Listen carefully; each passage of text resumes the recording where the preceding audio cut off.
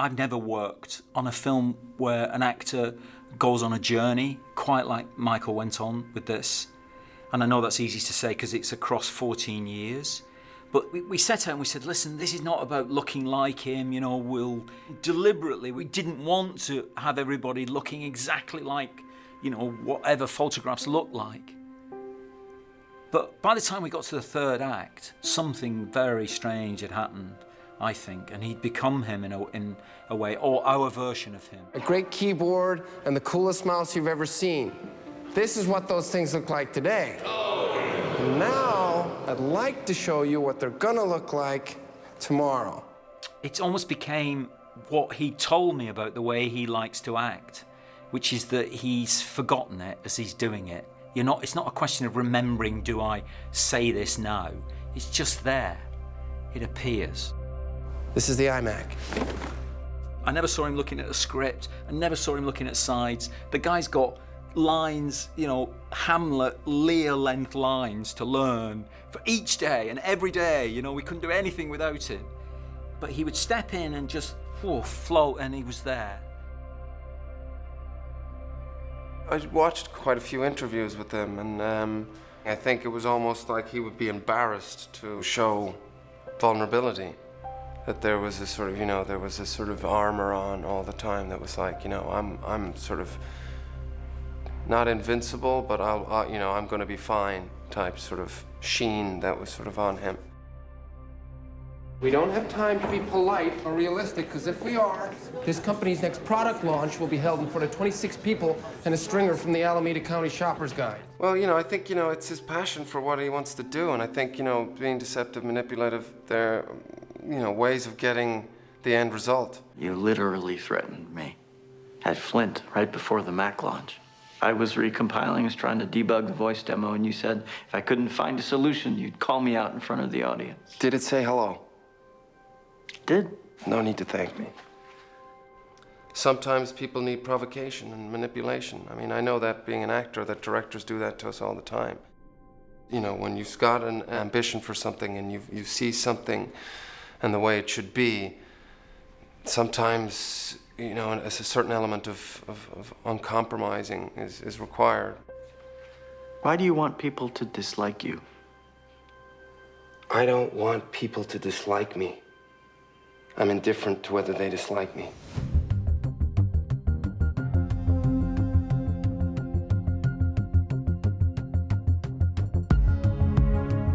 Ferocious drive. Artists lead and hacks ask for a show of hands. Visionary on so many levels. People don't know what they want until you show it to them. Brilliant, very successful.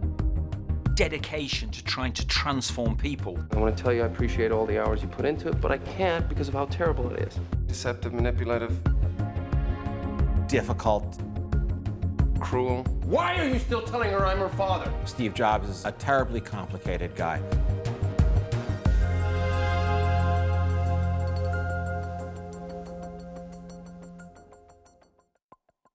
The script was almost 200 pages long, and I mean, I hope the film is the same kind of experience for people. You read it like that, I mean, it's gone.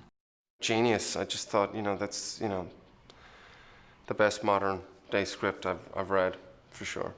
When I took on this assignment, I felt like the biopic structure is one that's very familiar to audiences, the cradle-to-grave structure, that there was nothing new I could do in terms of storytelling if we started off with a little boy and his father, and he's looking through the window in the electronics store, and then we kind of hit all the all the hit songs along the way in Steve's life. That I wanted to do something different. I never wanted to make a film like that because I think you're always looking over your shoulder, going, oh, it doesn't matter what I think. Is it the same as the photograph? No, it isn't quite. We'll have to stop. If people want to look at the documentaries and want to look at the journals and the photographs and the history, that's great, and they should, and that's lovely. And Isaacson's book is there for that as well. But Sorkin's script and our film is actually there for another reason. It's a different kind of journey that's influenced by this extraordinary story of this man. Should you really be doing, a film about a person like this, a controversial person like this, with many people with different opinions, and there'll be family and all those kind of stuff. We've been through some of that on 127 Hours that we've done. The problems of doing true stories, if you call them that. But actually, you read the script and it felt like you would be crazy not to do it. It was extraordinary. It was something, I'd never done anything like it before. You have an impression that is indelible straight away, and it follows you around for days, straight away, about how it should be made and the feel of it. Is that all right to go shore instead? Sure, or you get... Yeah. Yeah. Boss? Hey! There's nothing in that vending machine that won't kill you. Oh, I was just browsing. Take a walk. I was just going out the door when I was saying, yeah, it's pretty cold. Like, I was fully outside. I timed it very... we got enough to get us there. Walter Isaacson's book, Steve Jobs, is, at its heart, a piece of journalism by a world-class journalist. Journalism is a lot different from what I do. When you're doing a piece of journalism, you have an obligation to be objective. I have an obligation to be subjective. That's the difference between art and journalism. Do you know what a coincidence is, Lisa? No. You made a new friend and her name was Lisa too. That would be a coincidence. LISA stands for Local Integrated Systems Architecture. It's a coincidence. There's a huge difference between characters and people. And this movie, like any movie, is populated by characters. A character in a movie, in a play, can be unlikable and incredibly compelling at the same time. Are you being nice? Oh, yeah. Chances are, if there's a person in life who you find unlikable, you don't want to spend time with them. After reading Walter's book a lot, after reading everything that you could read about this guy and these people, and particularly after talking to everybody, I identified 5 conflicts in Steve's life with other people and found ways to play them out at these events. You're gonna end me, aren't you? I'm gonna sit center court and watch you do it yourself. Most of the things that happen in the movie happened. They just didn't happen, they didn't all happen backstage before a product launch. The only thing that really happened where I said it happened, when I said it happened, was they couldn't get the Mac to say hello before the Mac launch. We needed to say hello. You're not hearing me. It's not going to say hello. Fix it. Fix it? Yeah. In 40 minutes? Fix it. I can't. Who's the person who can? I'm the person who can, and I can't. I spent a lot of time with all of the characters in the movie. Joanna Hoffman, Steve Wozniak, Andy Hertzfeld, John Scully. But it really wasn't until I spent time with Lisa that I was able to call people and say, okay, I think I know what this movie is, what it was going to be. Until then, it was just a bunch of notebooks of notes. Why isn't it a perfect cube? You've asked me before. I forget what it is. It's an optical anomaly. To the human eye, perfect cube doesn't look like a cube, so we made it roughly 1 millimeter shorter than a foot and 2 sides. What's an anomaly? You've asked me that before, too. I don't know why you keep doing that. When you are obsessed with projects, with work, there are sacrifices that you're making that are hurting other people, in however large or small a degree, it's still true. Jobs is the most extreme example of it. We're all guilty of it. I have 2 daughters, and the father-daughter relationship, although I hope my relationship with my daughters wasn't similar, there are similarities in there. You have this dedication of quality, and you have this vision that that you want people to share this vision with you, and you think, oh bloody hell, I'm like that sometimes, So it's not just a story about this titan, this giant, this mythological. It's about all of us, really, or certainly the kind of people who are trying to persuade people of things. This was an amazing coup d'etat, making the things feel personal, like they belong to you, unlike Hollywood, which had made them into IBM evil kind of creatures. They belong to you. And if you can maintain the clapping and the cheering for a ridiculous amount of time, you're standing in for 3,000 people. Whatever we're paying you is not enough.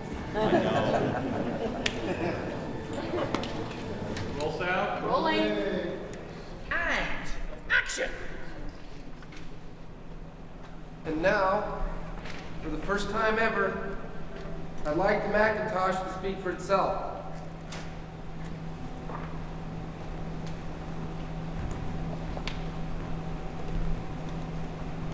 They laughed there.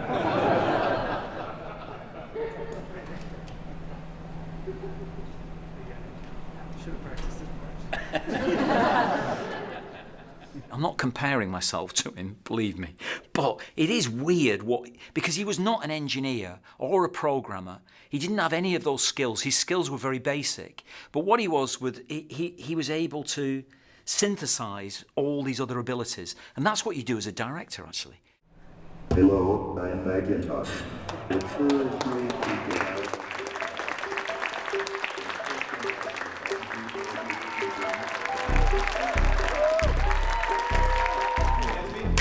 Beautiful, you got your use of the crowd. Wonderful support you gave everyone. Thank you. I'd just like to do one more. Thank you. Even bigger if you can. That'd be great. So it is with considerable pride that I introduce a man who's been like a father to me, Steve Jobs.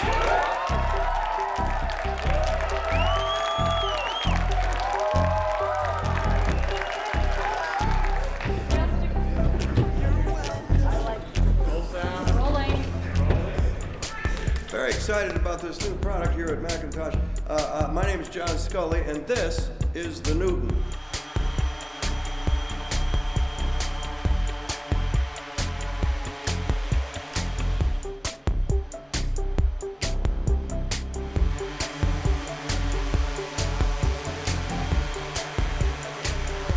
Stanford's annual budget, $750 million and growing. The University of Michigan, over $1 billion and growing. Ohio State, Cal, Colorado, UCLA.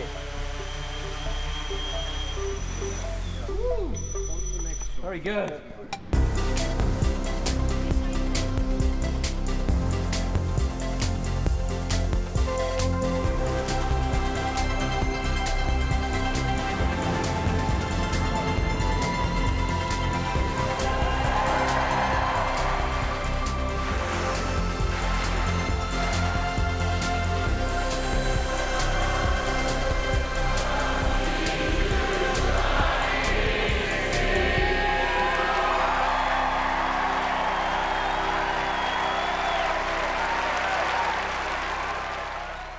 I'd written something that takes place in a box, and he ended up making something visually fascinating. Woz, nothing in that vending machine that won't kill you. Just browsing. What's great about Danny, like he literally did a movie about a guy with his fucking arm stuck in a rock, and it's like one of the most dynamic movies I've ever seen, and like the guy literally doesn't move the entire time. We'll know soon enough if you're Leonardo da Vinci or just think you are, but in the meantime, it would be great. The Apple II's done. 7 years. It was a great run. You should go out in the house and take your seat. Seth, excuse me, can I just see you pop back? Yeah, a bit of that, guys, yeah. So, you should also do that. Just stay there, guys. Thank you. With Danny, you're working with a filmmaker. I mean, he keeps coming up to me and telling me what shots we're doing, and I'm shooting one now through a glass, and you're just partially in the... I said, Danny, I don't care. I just don't care. I can't wait to see it at the premiere, because you know that only Danny Boyle would have Alvin, the DP, put the camera there through the glass, and so I can't wait to see. The cavalry's shown up. As I hear you've been worse than usual this morning, I didn't think that was possible, so I've been dispatched as the Steve Whisperer. This is a 55 Margot. It's 9 in the morning. This is a 55 Margot. I want to see that director who puts his interpretation on this script, and that's what a Danny Boyle movie is. Hey, only Mark. It feels... I think her instinct is not... He has this theory that the first thing you do is the best thing you do because you don't really know what you're doing. So every project we've done together has that built-in challenge of changing the rules. Like maybe it's suddenly going from a cast of millions in India to one guy stuck in a canyon on a built set that even the camera department can't navigate, so that you're always on your toes and creativity is sort of born out of that kind of discomfort and challenge. My mom said I could watch. Where is she? Why did mercurial end up not being a bad word? Do you remember asking me that the night before last when we were having dinner at my house? Forgot the answer. And cut. Excellent, moving on. You feel as though he really wants you to be there, and he wants to know what you think, and he wants you to absolutely take ownership of the role that you're playing. I think what Danny values least is conformity. He does not want you to follow his lead. He wants you to bring something to the table, so what he values most in his collaborators is your own unique vision. If you don't have something new and different to suggest to him, why are you there? But it's really fun. There's a lot of freedom there. You're allowed to make mistakes. There's a safety net. What I'd like to do is just one of these Canon cams of you walking under this tree, this magnificent tree, just before we lose the sun behind you. All right, guys, so we're just going to do this as still. He's like a kid that's just constantly wide-eyed and wondering, what's the possibility of doing it this way?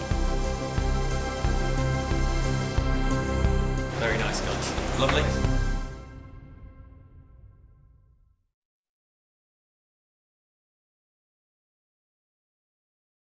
Who should embarrass you? It embarrasses me if you had any pride at all. Embarrass the shareholders. I don't give a shit about the shareholders. The shareholders are your problem. That's why I hired you. Shareholders are my problem, and the board represents the shareholders. That's how it works. Very good, gentlemen. Excellent. Let's set that up, and we'll be ready for you to play with it. Here, go up. We will need Mitch to fix the hairy glow on this. Okay, copy. And we will go up to and including his return. John, listen to me. Whoever said the customer is always right was, I promise you, a customer.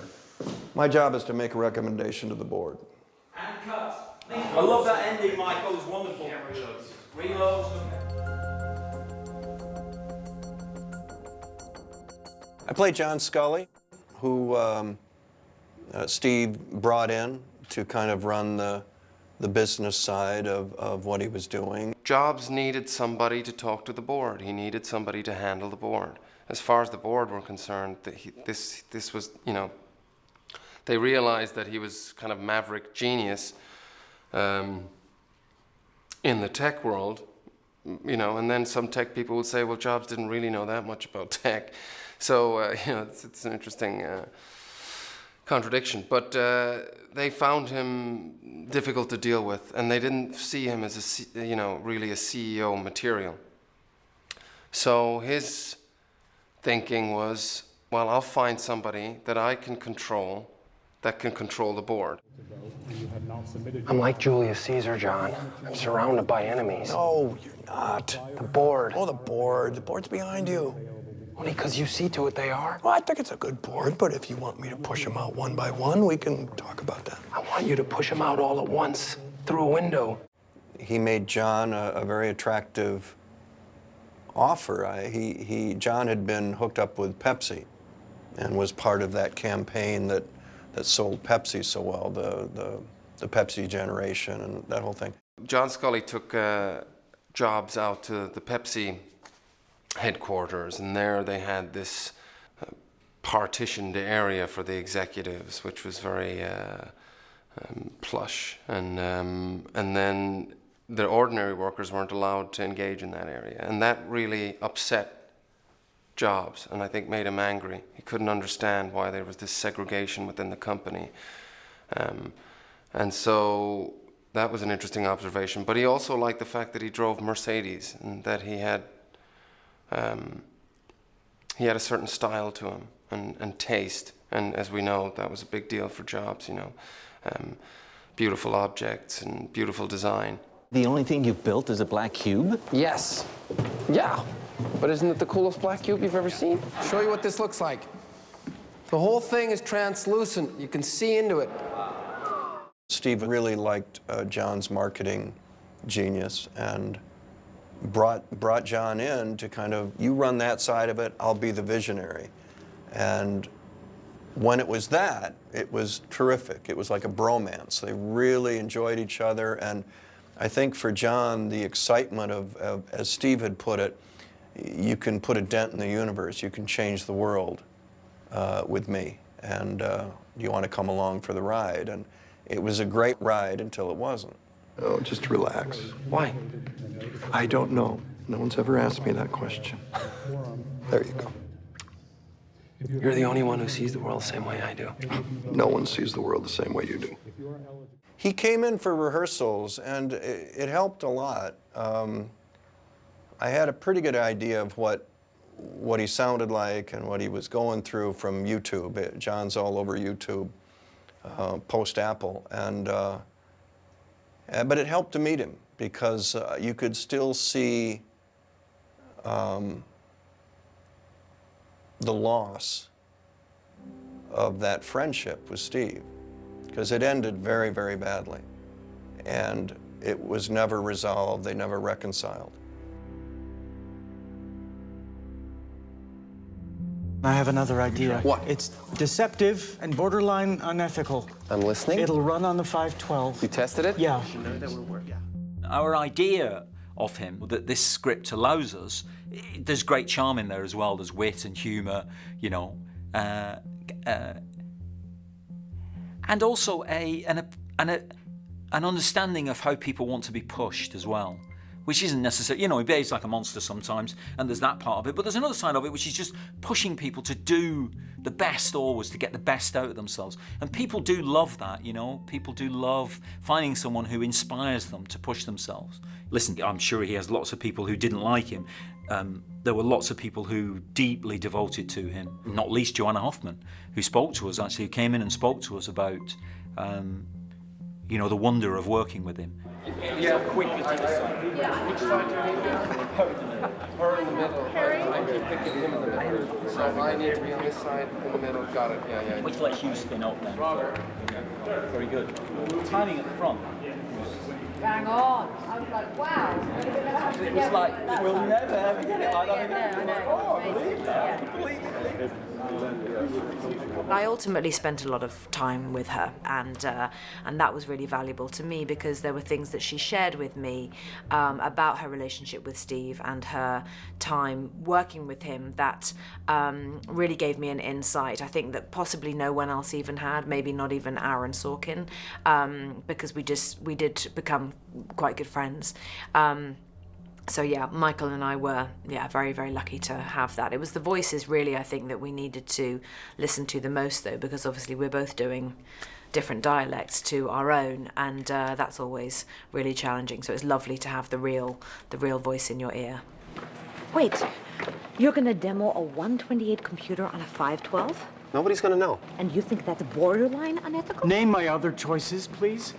One day, all of us were emailed a picture of a woman who looked exactly like Joanna Hoffman, but wasn't. Sure enough, Kate Winslet wanted the part, went to her makeup person, and made herself look exactly like Joanna Hoffman. She's the organizer, she's the gatekeeper through which people get access to her. She tries to organize this impossible man, really. So Kate would basically play that role on the set. We'd be doing scenes and they'd stop, and extras would be confused, and she would be organizing them.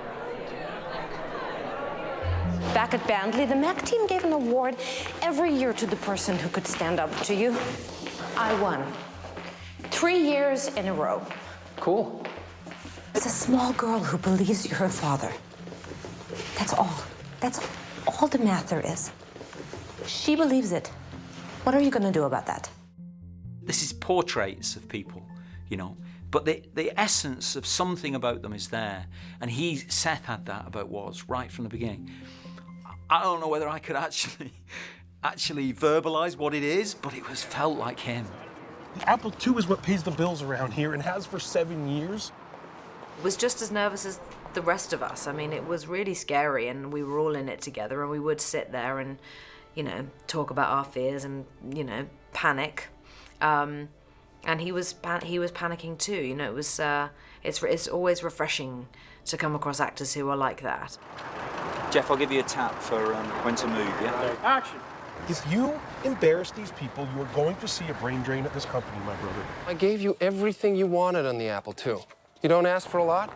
There isn't a single fight you lost. You concede that the slots are the reason for the success of You it? can't possibly still be talking about the slots, man. I For have a 7 point. years. The 8 slots on You're the still doing Apple it. II. You're talking about the slots are There's something actually wrong with you. This argument started in the garage. And thank God I won that argument. When I first read the script, I sympathized very much with the idea that Woz feels like because he's affable, he's marginalized.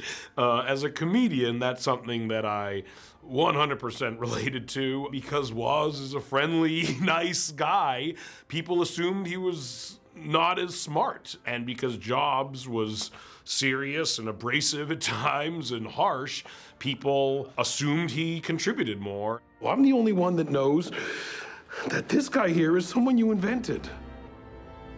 I met Wozniak at a rehearsal. It's infinitely educational. I mean, it's very rare you get to, sit down and talk to someone who, invented something. Most of my friends are, comedians. Kind of the guy who conceptualized the idea that computers were something that everyone could have in their home because he just wanted one so badly that he invented a way that he could obtain one. It would be like today if someone was like, everyone should have an airplane in their front yard, It would probably be that ludicrous, but he was like, but I want one, and so he found a way to make an airplane for a few $1,000s that fit in your garage. Could he see that vision of where this computer was eventually going to go? I'm not sure. It's the classic thing. I think that's why they worked well together. One was the designer and the genius in terms of building the Apple II and being responsible for that, but perhaps didn't have the vision to take it to where it went. For Steve, that was just the beginning. Computers aren't paintings. Fuck you. I'm gonna say fuck you every time you say that until you either die or stop. Steve. Try it. Steve. Say it. Computers aren't paintings. Fuck you. Thankfully, Danny had the insight to have a rehearsal period in between each act, which worked out very well for us. I come from a theatre background, so, I have that facility of understanding the appeal of conventional theatre rehearsal, I guess. So I knew we would have to rehearse like that we would rehearse each block separately, each 3 blocks separately. Rehearsal very rarely actually happens, but in the case of this film, it was just so crucial because we had gigantic scenes to memorize, and if you don't rehearse it, if you don't actually practice your lines and practice what you're doing together, it really wouldn't have happened. We would rely on each other, which is what you want when you're working with a partner. Is you want to feel supported, you want to feel that you're being provoked the right way, and you want to feel that the other person is also fluid and responding to what you're doing, as opposed to sort of being clear-cut and knowing what they're doing and not wavering off their choices before they come into the scene. She's very intuitive. She's also very brilliant technically. I have to say I owe her a lot for my own performance. What you call reality distortion field, and I'm pretty sure you're the one who coined the phrase, is the reason we're here. I know that. If I traded in my bank account for $1 and every time somebody told me something was impossible, I come out ahead. I know that too. What's the problem? My problem? It sure isn't the house. Joe, It's that you told her you weren't going to pay for Harvard. The rehearsal process was so crucial because it meant that we could try every possible version of a scene out, every single one. There's actually a scene in Act 3, and in the middle of the scene, he just starts doing a little bit of yoga, and that was not scripted at all. He just decided to be extremely experimental that day. He came in the morning, he said, I'm going to try a bunch of stuff, and the response is always great, You're gonna win. It would be criminal not to enjoy this moment. I'm enjoying it. We would do something I've never seen in rehearsal of a movie. We would do entire run-throughs with the set taped off on the floor. We would do an entire first act run-through, an entire second act run-through, an entire third act. It could very much be performed as a play that way. And we learn a lot about the arc of the whole story by getting to run it that way. We kind of just walked through the scenes. It's a big room with chairs and tables, so you can kind of set up a little mock-up of wherever the scenes are taking place. If it's a walk and talk, we'll literally just walk in a circle. My department's job to get the rehearsal space with all of the key props. And so the Macintosh would be sitting on a table and they would use it in the scene. We have a big giant boom box in there and cassette tapes from 1984, movie posters on the wall so that they feel like they're in that time period. That was cool. Why did I like that better than I usually do? I don't know. Something was different. Hey, stupid. I think she's talking to one of you guys. You get to kind of make your mistakes in the rehearsal room, but by the time you get to shooting, kind of know what it is. But it's still a Mount Everest for Michael Fassbender.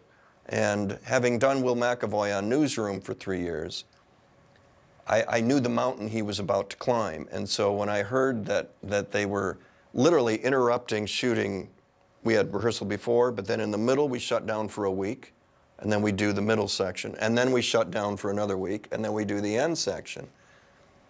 I was instantly envious and bitter that Michael Fassbender got that kind of time to learn his lines. I had a weekend. I just wouldn't have been able to do it. I mean, I would have needed the other alternative for me would have been, to have another month to prepare on my own. It would have been achievable, but not coming in January, having got the script beginning of December.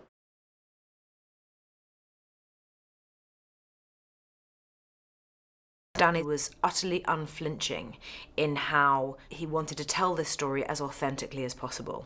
And the reason I can tell you that is because I asked him if there was any way that we could rehearse some of the film in England, because I had been working in Australia and we desperately needed to go home. And he just looked at me and he said, "It just won't feel the same. It just won't feel the same." And I thought, God, he's right. Of course it won't.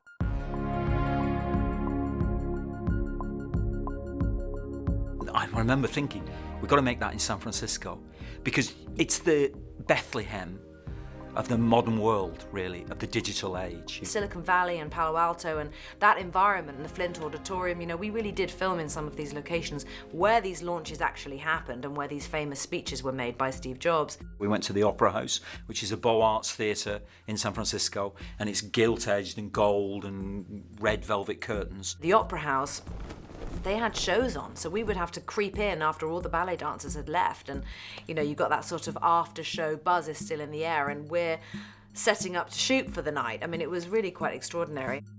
Jobs would have done this as well, I'm sure. You take advantage of that idea that, it's us against the world, it's us, we're the pirates working in the night time trying to achieve something. Come sit here for a minute.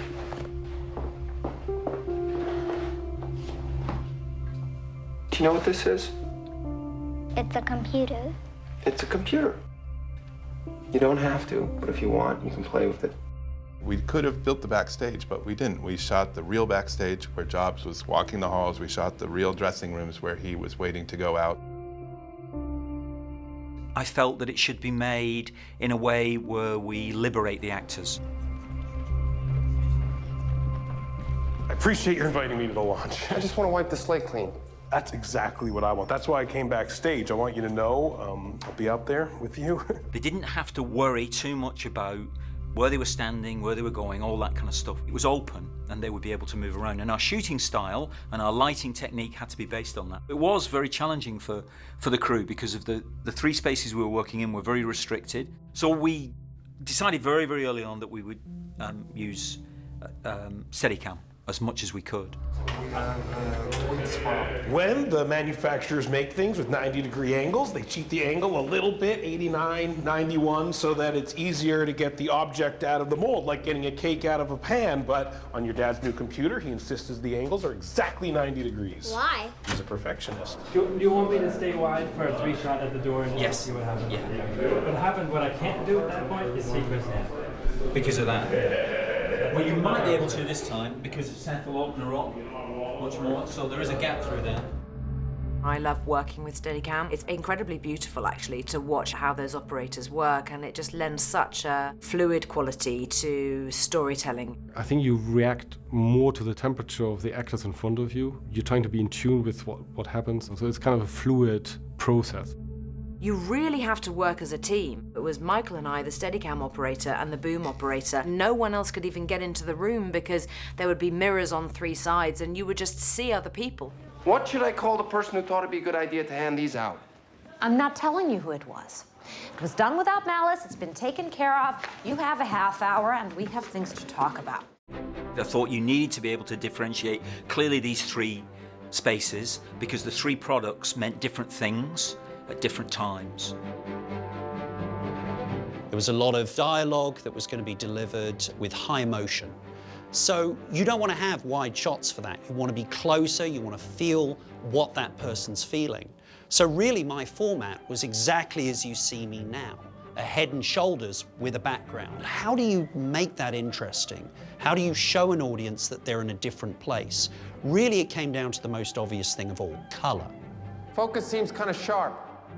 On the slide? The floor, the pin spot. I think we want a sharp focus. Don't take it personally. Just not a fan of the circus aesthetic.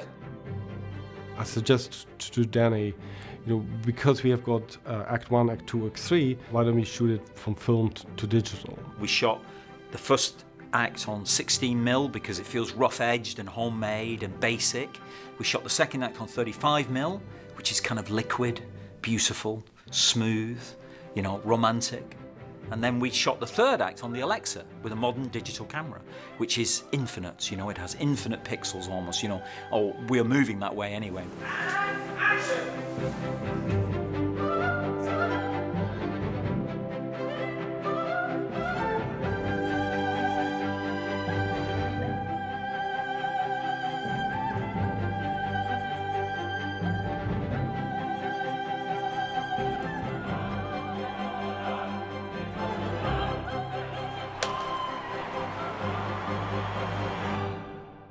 One of the tasks that Danny gave me was to get us into the original childhood home of Steve Jobs, where he and Woz developed the first personal computer.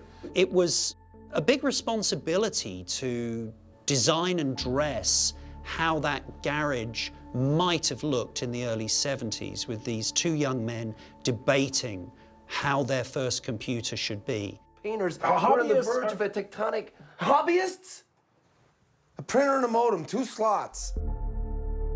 There are also a couple of faded Polaroids of Steve in his early 20s, sitting at a desk with a solder iron putting together some sort of circuit board at a bench facing the wall opposite the main house, so we knew where he was sitting.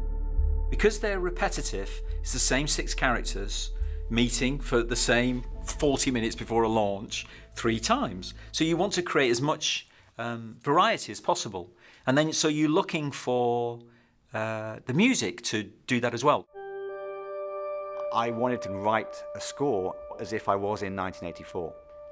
So we used loads of old synthesizers. You couldn't even interface them with a computer, so you'd have to play every note in by hand, and they could only play 1 note at a time. You do a whole piece, and you have to build it and build it and build it. That's a very different way to how people work now. Keyboards we used were things like a Minimoog or Minimoog, Yamaha CS80, which is this kind of crazy synthesizer that Vangelis famously used. And when they launched the Mac in '84, Steve Jobs was a massive Vangelis fan. He used Chat Sapphire at the launch. The CS80 is all over the original 1984 Apple advert. It was like the big synth of '84, even though it came out in the '70s. And we just layer all these things up and try and create a synthesizer orchestra, which in 1984 was kind of very exciting thing to do. Now everyone's kind of heard that stuff, but then they hadn't. The way I approached this score, the first act, was electronic optimism. That was a belief in the future, a belief in technology could change mankind. Can I borrow your hand for a second? Point that arrow and click. When Lisa first plays with a computer, this is the beginning of computing in a way, and I wanted to write something that was really basic. And the sine wave is the most beautiful, simple electronic sound you can ever have. So when Lisa first plays with the Mac, you just get this boom, boom, boom. Go ahead and click on it.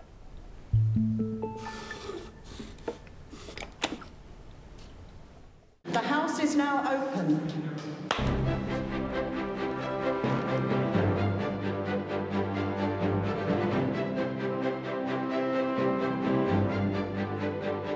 We had a given, really, from Aaron's script, which is that the middle act was operatic. How's it going to run this morning? What do you mean you don't have an OS? It's like this.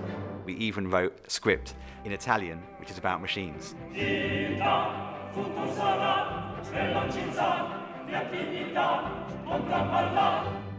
Danny had this great idea. He was like, build a piece that sounds like an orchestra tuning up, but turns into music, which was unbelievably complicated. It was a bit like one of those Steve moments where it's like Steve says, just make it happen. And you're like, okay.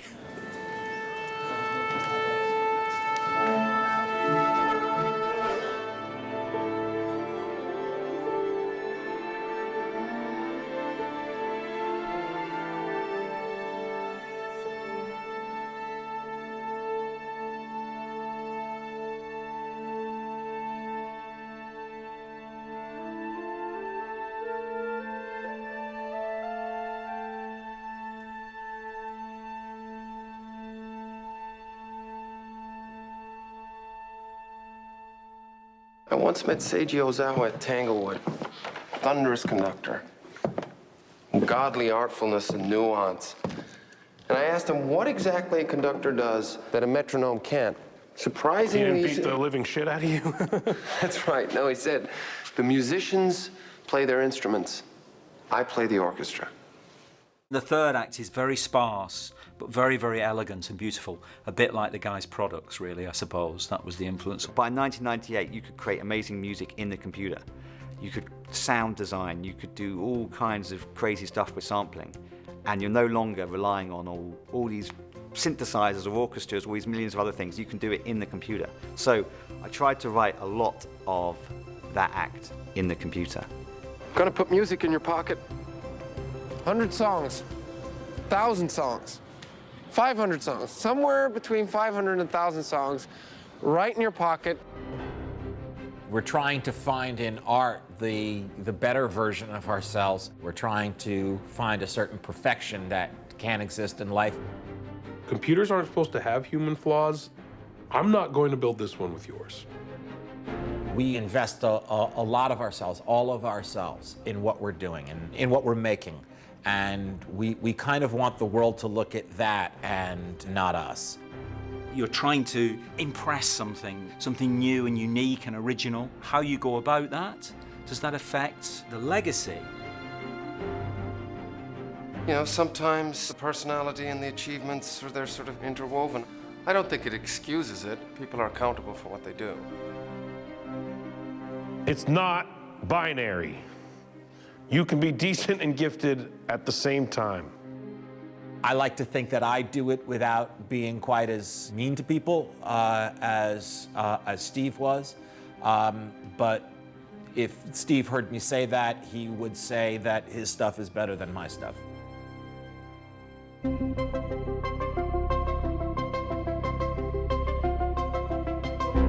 It's over. You're gonna win.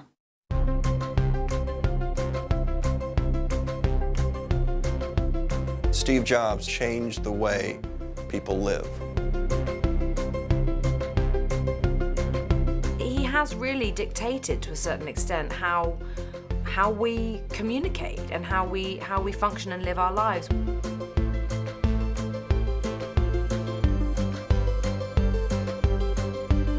We've all got instant access to all information straight away. So then it's just a question of what are you going to do with it, and that's up to us, and that's up to everyone now. What we do with this power, you know.